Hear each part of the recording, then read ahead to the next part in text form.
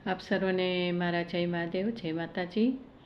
આજે મારી સાચો રાજ ચેનલમાં આજનો ટોપિક છે, વિડીયો બનાવી રહી છું શોર્ટમાં જેટલો બને એટલો 5-7 મિનિટનો, કે રાજયોગ કેવી રીતના બને છે ને કુંડળીમાં રાજયોગ હોય તો કેવી રીતના જાણી શકાય છે। તો રાજયોગ બનવા માટે કુંડળીમાં રાજયોગ માટે ગુરુ ગ્રહ છે એ બળવાન જોઈએ।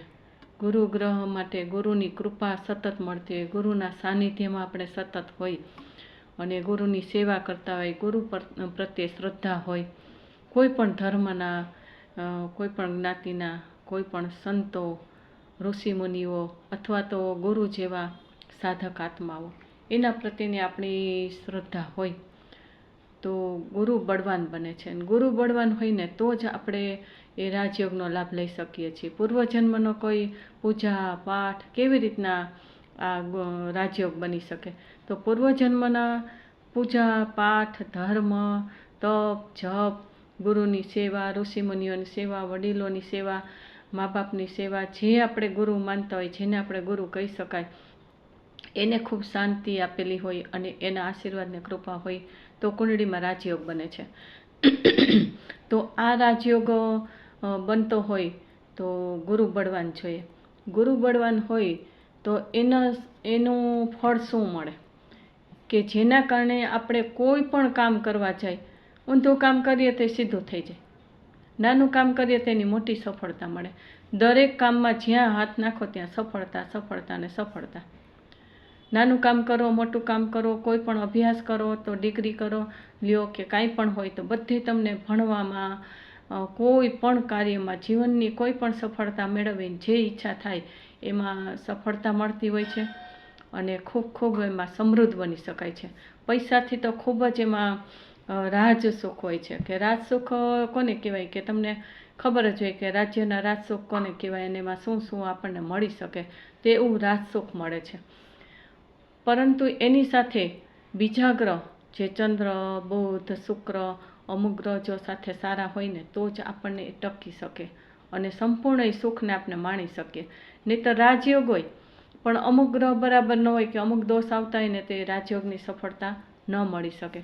તો આ રાજયોગ કદાચ આપણી કુંડળીમાં હોય અને આપણા જીવનમાં એના બધા સુખ મળતા હોય તો એને કાયમ માટે કેવી રીતના ટકાવી રાખવા? પૂર્વજન્મનું શુભ કર્મ છે, પુણ્ય છે, તે એ પુણ્યની વૃદ્ધિ કેમ કરવી? જેમ પૈસા છે તો પૈસાની જેમ જેમ આવક થાય એની વૃદ્ધિ કરવા માટે તો બધાને ખબર જ હોય કે એ વૃદ્ધિ કરવા માટે તમે બેંકમાં મૂકો, શેર બજારમાં રોકો, મ્યુચ્યુઅલ ફંડમાં રોકો અને એની વૃદ્ધિ કેમ થાય, કેટલા વર્ષે કેટલા મળે, એ બધી સફળતાની તમને ખબર જ હોય। તો એવી રીતના આપણા જે આ પુણ્યના યોગ છે એ પુણ્ય પૂરા ન થઈ જાય, પાપ વધી ન જાય, એના માટે આપણે શું કરવું જોઈએ કે કાયમ માટે પુણ્ય જાગૃત રહે, પુણ્યની વૃદ્ધિ થાય અને રાજયોગ બનીને રહે, રાજયોગના ફાયદા મળે। રાજયોગ બધાને હોતો નથી અને જ્યારે આપણા જીવનમાં પૂજા પાઠ, ભક્તિ, તપ, જપ, યથાશક્તિ જે કાંઈ કરીએ ને એનાથી આ રાજયોગ છે એ કાયમ ટકી રહે છે અને કાયમ માટે ગુરુ બળવાન બનતો રહે છે। ગુરુ ગ્રહ એવો છે કે ગ્રહોનો રાજા છે અને બધાય ગ્રહોને રાજા તો કહીએ કે, પરંતુ એ બધા ગ્રહોના ગુરુ છે। પછી તમે જેને ગુરુ માનતા હોય, આ તો કુંડળીમાં છે કે 9 ગ્રહમાં ગુરુ ગ્રહ છે, બૃહસ્પતિ ગ્રહ છે, એ બળવાન હોય તો રાજયોગ બને છે। પણ જે પણ તમને સમજાવનારા, શીખડાવનારા મા બાપ હોય, ટીચર હોય, પ્રોફેસર હોય, અથવા તો નાની નાની ટિપ્સ આપીને જેનાથી આપણો જીવનમાં કંઈક ફાયદા થયા હોય એ પણ આપણા ગુરુ છે, તો આપણે એને માન સન્માન આપવું જોઈએ। જેટલું તમે માન સન્માન આપો એટલો તમારો ગુરુ ગ્રહ છે બળવાન બને, એની કૃપા મળે, ગુરુની કૃપા મળે, ગુરુ ગ્રહની કૃપા મળે। તમે કોઈ પણ માતાજીને, કોઈ પણ દેવ દેવીને, કોઈ પણ ગ્રહ દેવતાને, કોઈ પણ વ્યક્તિને ગુરુ માનતા હોય તો એની સાધના કરો, એની ઉપાસના કરો, એને સહયોગી બનો। માણસ હોય તો એને સહયોગી બનો। વડીલો જેને તકલીફ છે, કે જેને ખાવા પીવાથી માંડીને કોઈ પણ રીતે તકલીફ છે તો એની સેવા કરો, એને યથાશક્તિ દાન કરો, એને જે જરૂર છે એ વસ્તુ આપો, એનાથી પણ એને જે શાંતિ મળે, એના આશીર્વાદને કૃપા મળે, એ પણ ગુરુ બળવાન બને છે એનાથી પણ। એવી રીતના આપણે માતા પિતાની સેવા કરીએ, પોતાના માતા પિતા હોય, ગુરુ હોય, વડીલો હોય, અને સાધુ સંતો હોય એની સેવા કરીએ તો પણ આપણો ગુરુ બળવાન રહે છે. તપ જપ કરવાથી, પૂજાપાઠ કરવાથી, વિષ્ણુ ભગવાનની સેવા પૂજા જે કાંઈ તમે કરો એનાથી પણ તમને ખૂબ જ આગ્રહ છે એ બળવાન બને છે અને બળવાન રહે છે, કાયમ માટે રાજયોગ રહે છે. વિષ્ણુ ભગવાન જેને ગુરુ નબળો હોય કે ગુરુની કોઈ તકલીફ હોય અને સંતાન માટે તકલીફ થતી હોય, મેરેજ માટે તકલીફ થતી હોય, ડાયવોર્સ થઈ જતા હોય, નોકરી માટે તકલીફ થતી હોય, ડિસિઝન પાવર એટલે કે નિર્ણય શક્તિમાં ફેરફાર આવી જતો હોય, એટલું બધું મન મક્કમ કરીને, એટલા વિચાર કરીને નિર્ણય કરેલા હોય, પણ છેલ્લા સમયે એ નિર્ણય છે એનું તમે પાક્કો નિર્ણય ન કરી શકો ને એ કાર્ય ન કરી શકો. થિયરિકલ નિર્ણય હોય પણ પ્રેક્ટિકલમાં એનો ઉપયોગ ન કરી શકો તો પણ તમારો ગુરુ ગ્રહ છે એ ધીમે ધીમે કરતાં એ કેવો બની જાય છે, ઘડવો બની જાય છે, નબળો બની જાય છે, વીક બની જાય છે. તો એ ફાયદા આપણે લઈ નથી શકતા. બીજું કે જેને ગુરુ બળવાન હોય એના હાથમાં અને હાથની હથેળીમાં, પગના તળિયામાં મંદિર હોય, મંદિરની ધજા હોય, માછલી હોય, શંખ હોય, પછી ચક્ર હોય,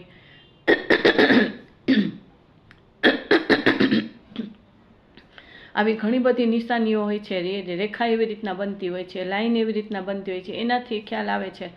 અને ગુરુનો પર્વત હોય તો એ પણ બળવાન બને છે. જેનો 3 તારીખ, 12 તારીખ અને 21 તારીખે જન્મ હોય, ગુરુવારે જન્મ હોય તો એને પણ ગુરુની ઉપાસના કરવી જોઈએ.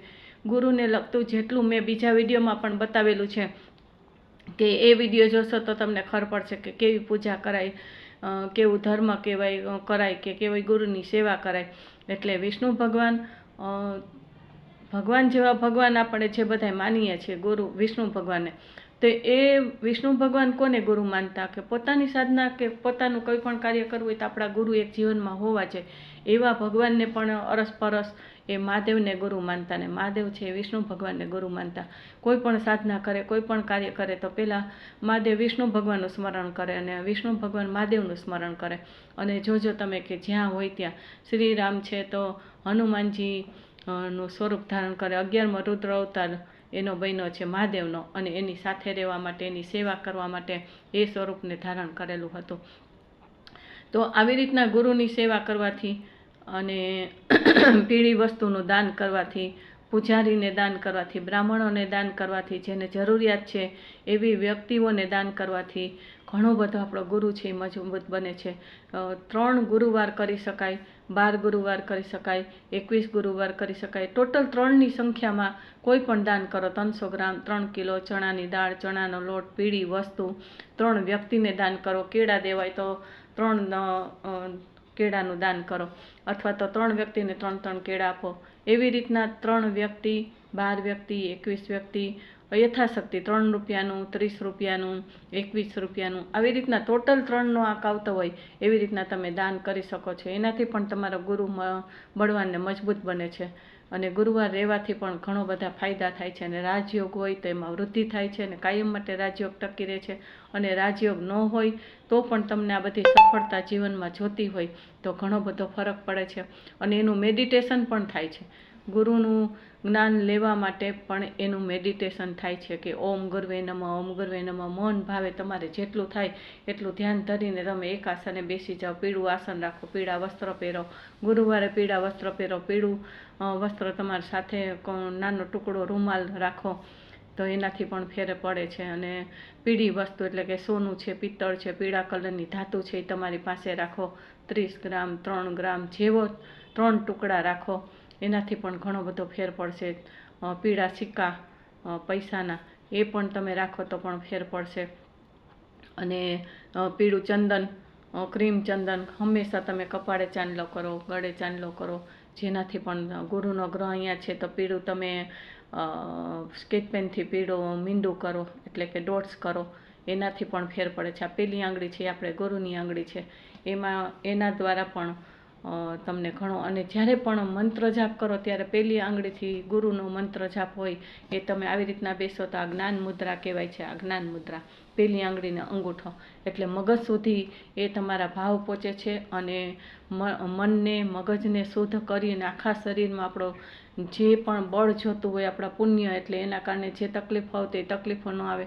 અને પુણ્ય એવું મળે કે શરીરમાં કોઈ પણ તકલીફ હોય તો એમાં એ બળ મળે છે. અને એ જ્ઞાન મુદ્રામાં ગુરુ મુદ્રાને પણ કહેવાય છે. આવી રીતના ગુરુ મુદ્રા કરીને તમે બેસી જાઓ મંત્ર જાપ કરવા, અને કરોડરજ્જુ સીધી રાખવાથી પણ ઘણો ફાયદો મળે છે.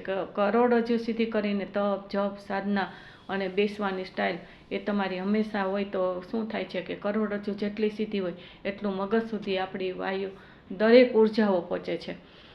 તો એ ઉર્જા પણ આપણા આખા શરીરને આપણા આજુબાજુના વાતાવરણમાં કામ લાગે છે. એટલે ધ્યાન પણ એટલે મેડિટેશન પણ કરી શકાય, એનું દાન કરી શકાય, મંત્ર જાપ કરી શકાય, પૂજા પાઠ કરી શકાય. વિષ્ણુ ભગવાન, રામ ભગવાન, કૃષ્ણ ભગવાન એ બધા વિષ્ણુ ભગવાનના સ્વરૂપ છે. અથવા તો તમે જેને દેવદેવી ગુરુ તરીકે માનતા હોય, જ્યાંથી તમને રસ્તો મળ્યો હોય, વ્યક્તિ વસ્તુ કાંઈ પણ જેને તમે ગુરુ તરીકે માનતા હોય એ તમે સામે રાખો. અને વાસ્તુની કોઈ પણ વસ્તુ હોય એ વાસ્તુને મજબૂત કરે છે તો એ વસ્તુ તમે રાખો તો પણ ઘણો બધો ફેર પડે છે. પીળી વસ્તુ તમારી સામે રાખો, પીળું પિરામિડ સામે રાખો, તો આવી બધી વસ્તુ રાખવાથી પણ આપણા જીવનમાં ઘણો બધો ફેર પડે છે. ગુરુ ગ્રહ બળવાન અને જેટલો મજબૂત બનશે ને એનાથી આપણા જીવનમાં રાજયોગ બને. રાજયોગ એટલે શું કે રાજા જેવું સુખ. રાજા જેવું સુખ મળે તો આજે માણસને એ જ સુખ જોઈએ છે. પૈસે ટકે તન મન ધન કુટુંબ પરિવાર એ બધાની સુખ શાંતિ ને સમૃદ્ધિ જોતી હોય. થોડા ઘણા તો વિઘ્ન આવે, આપણા કર્મ તો હોય જ ને, પાપ તો હોય જ. જ્યાં સુધી મોક્ષ ન થાય ત્યાં સુધી પુણ્ય કાં વધારે હોય તો પાપ ઓછું હોય, કાં પાપ વધારે હોય તો પુણ્ય ઓછું હોય. પણ એ બધાને પાપને બરાબર કરી અને પુણ્ય હશે તો જ પૈસો હશે તો આપણે સુખી થાય, પુણ્ય હશે તો જ આપણે સુખી થાય. તો એ પુણ્ય વધારવા માટે આવી બધી પૂજા ભક્તિ સેવા, ગુરુની સેવા અને મા બાપની સેવા, વડીલોની સેવા, આવું બધું કરવાથી આપણો ગુરુ ગ્રહ છે બળવાન બને છે. ઓમ ગુરુવે નમઃ.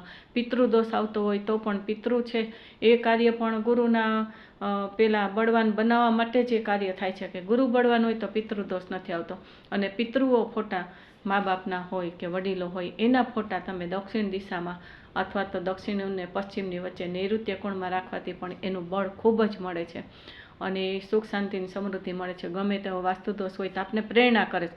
વાસ્તુદોષમાં ખાસ ધ્યાન રાખજો કે વાસ્તુદોષ હોય તો એ એમ ટળી નથી જતો. એ જે ખૂણે જે રાખવાનું હોય, જે દિશામાં જે રાખવાનું હોય એ જ તમારે ફેરવવું પડે છે. અગ્નિ પાણી જે દિશામાં ખોટું હોય તો એને તમારે ફેરવવું જ પડે. પણ એ ફેરવી ન શકતા હોય અને કેટલી મહેનત કરો છતાં કાંઈ ઈચ્છા ન થાય, કાં પૈસા ન હોય, કાં કંઈક ને કંઈક કારણ આવી જાય અને વિઘ્ન આવી જાય, વાસ્તુ દોષ આવતો હોય અને વાસ્તુને સાચી સમજ હોવા છતાં પણ એ ફેરફાર ન કરી શકો, તો આવું બધું કરવાથી તમને સાચી સમજણ મળે, સાચી પ્રેરણા મળે અને કુદરતી યોગ ગોઠવાઈ જાય છે કે વાસ્તુ દોષ આવતો હોય તો એ તમારે જે ફેરફાર કરવો છે એ તમે કરી શકો છો. વાસ્તુદોષની કોઈ પણ રેમિડીઝ હોય, કોઈ પણ એના નિવારણ હોય તો એનાથી કંઈ વાસ્તુદોષ નથી ટળી જતો, પણ એ તમને પ્રેરણા આપી શકે છે અને શાંતિ આપે. તો તમે શાંતિથી એ વાસ્તુદોષ છે એને વ્યવસ્થિત કરી અને વાસ્તુનું દેવતાનું પણ પૂજન કરી અને વાસ્તુ દેવતાનું ક્યાંય દોષ ન લાગે એ ગુરુ ગ્રહ છે નિર્ણય કરાવે છે.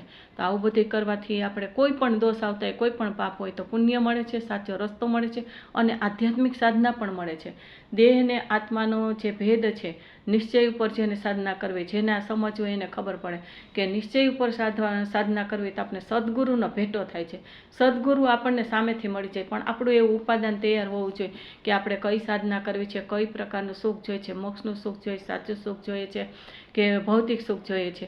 એ આપણા ભાવમાં હોવું જોઈએ, સંસ્કારમાં હોવું જોઈએ, આપણા વિચારમાં હોવું જોઈએ. એવો શાસ્ત્રનું આપણે કંઈક સદબોધ હોવો જોઈએ, સત્સંગ હોવો જોઈએ. તો સદગુરુ સાચા મળી જાય છે તો એ સદગુરુ પણ આપણને જીવનમાં આધ્યાત્મિક સુખ આપી દે છે. એવો પણ રાજયોગ હોય છે. પણ આપણે કેવા ભાવ કરવાની એનો ઉપયોગ, રાજયોગ હોય તો એનો ઉપયોગ કેમ કરવો, રાજયોગ ન હોય તો આ બધા ઉપાયથી રાજયોગ કેમ બનાવવો અને ગુરુ ગ્રહને બળવાન કેમ બનાવવો, તો એનાથી કેટલી બધી આપણને સફળતા મળે છે. એક એક વિશેષ વાત આપણે વિડીયામાં આગળ કરતા રહેશું. કારણ કે હમણાં જ હજી 15-20 દિવસથી આપણે આ ચેનલ સાચો રાહ ચેનલ ચાલુ થઈ છે. તો આ સાચો રાહ ચેનલ મારી SACHORAH આ સાચો રાહ ચેનલ છે એને તમે સબસ્ક્રાઈબ કરજો, જેથી કરીને બધા જ તમને વિડીયો સારા સારા જાણવા મળશે, જોવા મળશે અને સાચું જ્ઞાન પ્રાપ્ત થશે. અને તમે ભૌતિક કે આધ્યાત્મિક જે માર્ગે જવું હોય એ તમારા ઉપર ડિસિઝન છે. હું તો તમને બધી સમજાવી શકીશ અને સમજણ આપીશ, પણ તમે કઈ રીતના લ્યો છો, તમારે શું જરૂરિયાત છે, તમારા યોગ કેવા છે એ પ્રમાણે તમે સ્વીકાર કરશો એમ થશે. તો તો મારો આ સાચો રા ચેનલ છે, યુટ્યુબમાં સર્ચ કરજો, એને સબસ્ક્રાઈબ કરજો, જેથી કરીને તમને બધા વિડીયો મળી શકે. અને બીજું કે એને લાઈક કરજો, શેર કરજો, જેથી કરીને બીજા લોકોને કાંઈ પણ આવી તકલીફ હોય કે સમજણ જોતી હોય તો તમે એમાં આંગળી ચીંધવાનું પુણ્ય તમને મળે છે અને એને પણ તમે સાચો રાહ બનાવી શકો, બતાવી શકો, એટલે કે એનો સાચો રાહ બને તો જ એ આગળ વધી શકે. તો તમે આ કરજો. અને કમેન્ટમાં તમારા કોઈ પણ ભાવ હોય, કાંઈ પણ તમારે વિડીયો જોવા હોય અથવા તો તમારા જે સજેશન આપવાનું હોય કે દીદી આવા વિડીયો બનાવજો, અમારે આવી જરૂરિયાત છે, તો મારી જ્યારે પણ મને યોગ મળશે, મારી દેવશક્તિની આજ્ઞા મુજબ અત્યારે હું વિડીયો બનાવું જ છું.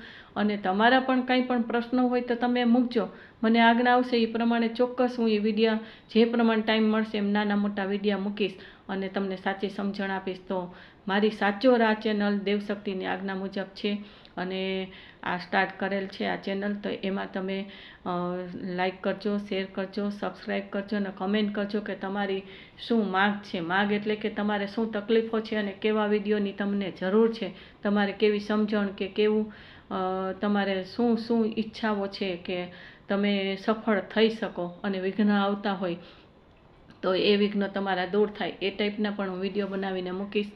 તો આ ચેનલમાં 4 વસ્તુ કરજો.